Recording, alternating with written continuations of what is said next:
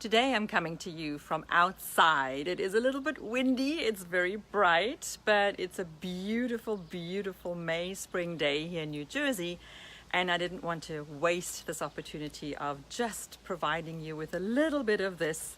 Maybe it's a rainy day where you are, maybe not, but at least have a little bit of this nature out here. And that's really the topic that I have here too, nature. I love my garden. I don't love my weeds. And by the way, I'm Kirstin Nussgruber from Kirstin'sCancerCare.com. And if you're wondering what being outside and what me talking about garden and mulch has to do with cancer, well, we have to be very mindful what we surround ourselves with. And especially out here, and the wind's coming up, can you hear it? Especially out here in our own personal environment, that's where we can control what we surround ourselves with, and we want to reduce toxicity as much as possible. Now with mulch, I love mulch. When we moved to the United States 18 years ago now, I was introduced to mulch. I didn't know that before in South Africa, right? Mulch is used to cover flower beds. It's to control weed growth, and it also is supposed to keep the moisture in a little bit more. And I love mulch. I love the concept of it because I don't like weeds. I don't like pulling weeds. However, when you drive through the suburbs and neighborhoods here, you will see different types of colored of mulches. And you have to wonder, what is this colored with? What is this mulch made of? And the issue here really is we need to understand that mulch is made from recycled material, mostly wood chips. Now, where do these wood chips come from? And that's really key here. We need to understand where the source of the mulch is coming from. Who's the supplier of the mulch? Where's your supplier getting the mulch from? And a lot of the mulch is used from recycled wood. Now, what type of wood? Exactly. It's not necessarily wood that you find in nature. It could be wood used from construction and demolition waste, from pellets, from wherever you can get it. And that is the key. So the cheaper the mulch and the unverified the supplier, the more likely the chance that you're dealing with contaminated chips. Now, what are they contaminated with? This can be some chemicals. So, for example, one of them is creosote, and the other one is CCA, that's chromated copper arsenate. So it's a type of arsenic. Now, that is officially banned, and it's been banned for quite some time. However, you're still going to find that around, especially also in old fences, in old decks that are being demolished, and that's often where wood chips are coming from as well. So we need to be very mindful. Again, I can't state this strongly enough, the source and the supplier of your mulch. And then there's the question of the dyes, because you see black mulch, you see reddish tinges of mulch, and you have to wonder, what is it dyed with? And here again, we need to understand there are two types of dyes used.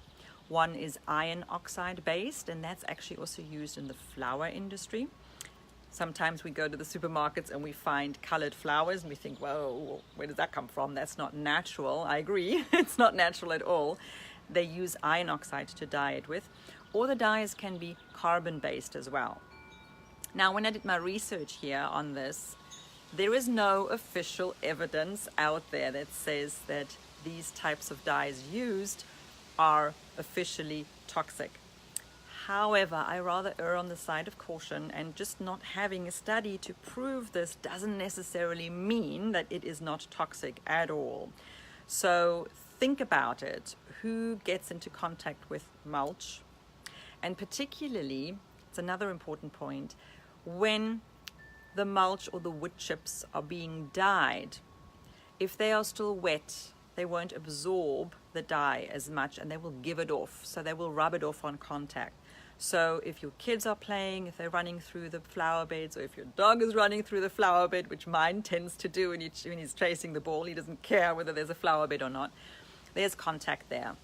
That contact can be traipsed into the house. We're talking about trace elements here, but again, toxicity needs to only occur in trace minerals on a regular basis, regular exposure, and that can be the problem.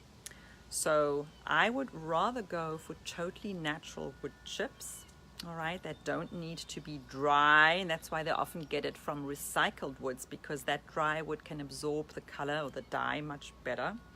Rather get it from fresh sources. Source your local neighborhood. So we have some landscapers around here that can verify exactly where the mulch is coming from. Then there's also another association that was formed in 2004 precisely to make sure that the wood chips are not contaminated with this CCA, which is arsenic. And that's called the Mulch and Soil Council. And mulch can be verified or certified by them. And their whole point was to try and make sure that the mulch that you get is actually not contaminated. So those are a couple of options for you, just using natural mulch. Give it the natural wood color, that's absolutely fine, which is kind of a brownish color, I guess, brownish grayish color. That's all we really need. We don't want to add some toxicity to our lifestyles, to expose our kids to it and even our pets to it. So these are just a few tips for you. If you want to read further about it and see where I got my research from, I wrote a blog about this. You can find that on my website, Kirstin'sCancerCare.com.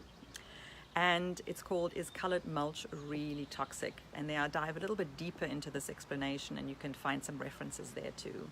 So once again, we need to live a toxin-free lifestyle as much as possible. Where do we have the most control? In our own homes, in our own yards. And I really urge you to take those few extra steps, just making sure that what you use or what you get in contact with on a regular basis in your most intimate environment is as toxin-free as possible. So for those of you who can, enjoy the rest of this gorgeous, gorgeous day. You can find me on Facebook. Just search for my name, Kirstin Nussgruber. I have a YouTube channel as well. I'm on Instagram now. It's a new thing. And of course, my blogs at Kirstin'sCancerCare.com. I have a book that I published called Confessions of a Cancer Conqueror, my 5-step process to transform your relationship with cancer. And there's a big chapter in there on toxicity as well. And I also have a program that you can do if you're not interested in coaching, called the First Steps to Take Control of Your Cancer Care. Coaching, if you're interested in that, how I can help you adjust your lifestyle and also your nutrition. I offer free assessment calls. Just go to my website, Kirstin'sCancerCare.com. You can schedule a free 15-minute chat and we can take it from there. Take care for now. Enjoying this beautiful day. Bye.